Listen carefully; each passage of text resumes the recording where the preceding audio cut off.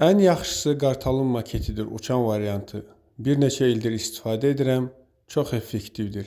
Salam, hər vaxtınız xeyir olsun dəyərli izləyicilər. Bu günləri biz şərh yazan bir izləyicimizin məsləhətini dəyərləndirib onu yoxlamaq istəyirik. Əgər videolarımızı ilk dəfə izləyirsinizsə qeyd edeyim ki, bizim bölgəmizdə olan bağbanların əsas əziyyət çəkdiyi problemlərdən biri də tez yetişən gilas sortlarının kütləvi şəkildə quşlar tərəfindən məhv edilməsidir. Və biz də onlara qarşı mübarizə metodlarını yoxlamaq istəyirik və görək hansı metod daha effektivdir.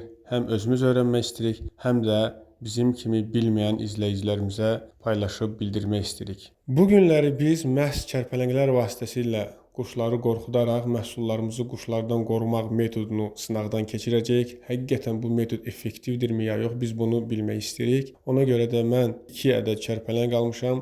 Düzdür, hər ikisini mən qartal şəklində olanını tapa bilmədim. Maalesef vaxt az olduğundan dolayı mən məcbur olaraq başqa bir fiqur, yəni qırıcı təyyarə şəklində olan bir çərpələngi də aldım. Amma düşünürəm ki, o da öz effektini verəcək. Hal-hazırda biz qartalımızın ilk sınaq uçuşlarını həyata keçiririk. Həqiqətən də çox bəyəndim və havada yaxşı süzür və çox gözəl bir görüntü alınır.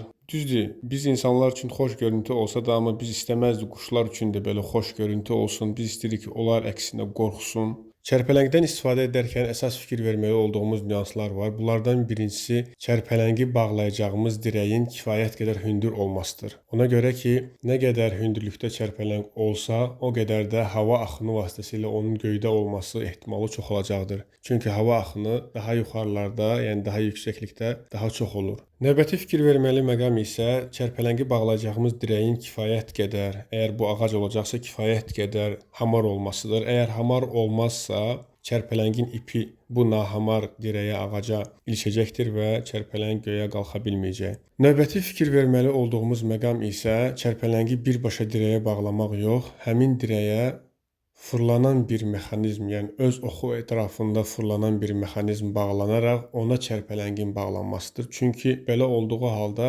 çərpələng hansı tərəfə istiqamətə, yəni hansı istiqamətə hərəkət etsə belə onun ipi dirəyə dolaşmayacaqdır.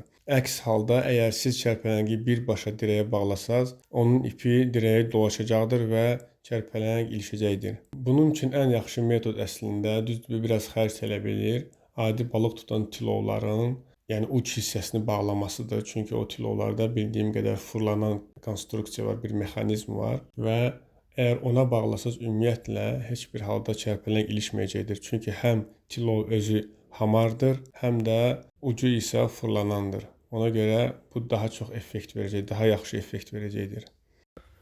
Siz çərpələngi dirəyə bağlayarkən, hər hansı bir ağaca bağlayarkən birbaşa onun uç hissəsinə bağlamayın. Çünki çox ehtimal ki, o ip bu dirəyə bağlanan hissəyə ilişəcək və sizin çərpələnginiz göyə qalxmayacaq. Hər bir halda onun uç hissəsinə belə bir mexanizm bağlayın, yəni fırlanan olsun. Yəni çərpələng hərəkətdə olan zaman külək istiqamətini dəyişərsə, bu da öz oxu ətrafında fırlansın. Belə bir mexanizm bağlayın.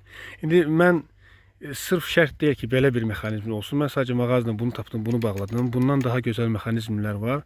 Siz alıb bağlaya bilərsiniz. Əsas şərt odur ki, fırlanan zaman öz oxu ətrafında mexanizm fırlansın və ip dolaşmasın.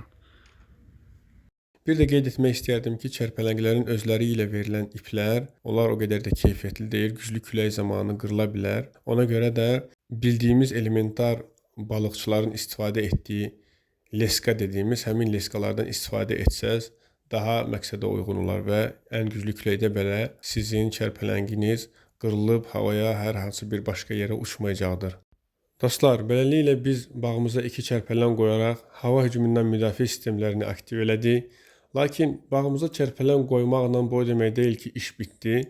Biz əslində bu metodların yəni effektiv olub olmadığını yoxlamaq istəyirik. Sadəcə bağıma çərpələng qoydum, bununla məsələ bitdimi? Xeyr, belə bir şey yoxdur. Biz həmin metodların effektiv olub olmadığını yoxlamalıyıq. Bəs biz bunu necə yoxlayacağıq? Bunu mən müşahidənin daha obyektiv olması üçün hər çərpələngə yaxın 5-6 ağacı daha əvvəl quşlar tərəfindən yeyilmiş gilaslardan təmizləyəcəm, yəni bir-bir dənləyəcəm və 1-2 gün fasilə verəcəm. Ondan sonra gəlib ağacları bir də yoxlayacağım. Əgərləri heç bir iyilmə yoxdursa və yaxud iyilmə varsa və bu nisbət dəfələrlə azalıbsa, bu o deməkdir ki, bu metod faydalı bir metoddur. Yox, əgərləri heç bir fərqi yoxdursa, heç bir təsiri yoxdursa, demək ki, bu metod effektiv bir metod deyildir, sadəcə bir mifdir. Hər bir halda mən nəticəsi barəsində video çəkərək kanalıma yükləyəcəm və sizlə bölüşəcəm. Dəyərli izləyicilər, kanala abunə olmağı, paylaşmağı və bildiriş butonunu aktiv etməyi unutmayın ki, yeni videolar əlavə olunduqda dərhal sizə bildiriş gəlsin. Növbəti videolarımız biri-birindən maraqlı və faydalı videolar olacaq. Növbəti videolarda görüşənədək.